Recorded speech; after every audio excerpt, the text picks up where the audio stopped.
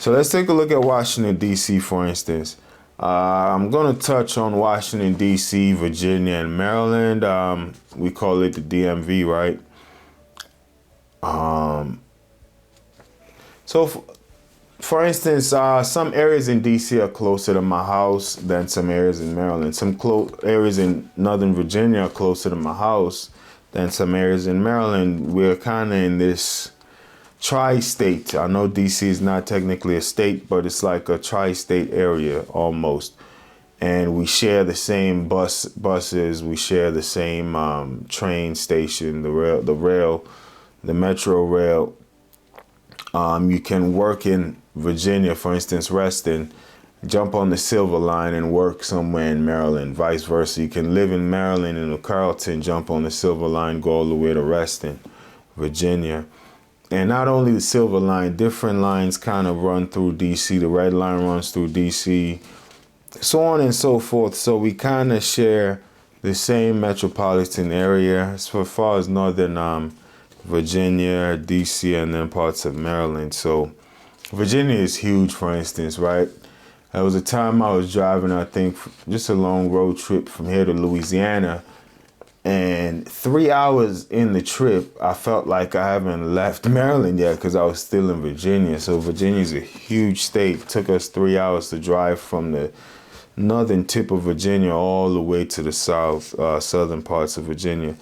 So Virginia is a pretty big state, and not all parts of Virginia are kind of incorporated or let me say more intertwined to this DMV thing. Some areas are really closer probably to North Carolina, so on and so forth. All right. Anyway, that's just a background story. But Washington, D.C., as far as the market goes, the median, the middle sold price was $640,500. So that is down 3% from last year, from March last year. Houses were going for $660,000, the median price for DC. DC is going to be higher because it's denser, more populated, and obviously the government is there, right? So new listings were down to 1,192 houses listed, down 22% from this time last year. Last year, 1,542 houses were listed. Pending is down 29.3%.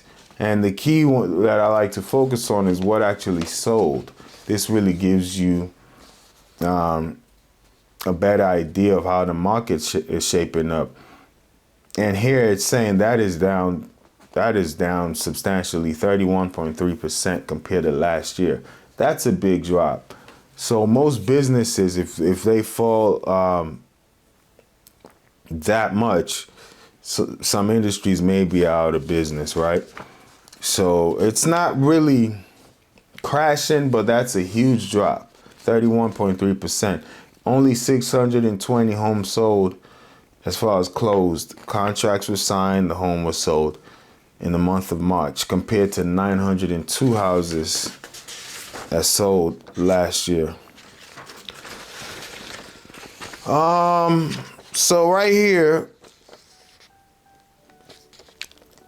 talking about the affordability index, how is this high interest rate actually affecting the mortgage payment? In Washington, D.C., your average mortgage now is $3,814 a month, almost $4,000 a month for a home in Washington, D.C., compared to this time last year when it was $2,500. That is huge. So you can see why a lot of people are not buying houses. And when I speak to some sellers, they say, I'm not selling. Not in Virginia, I'm in D.C., but obviously in Maryland. Similar things are happening in certain areas in Maryland.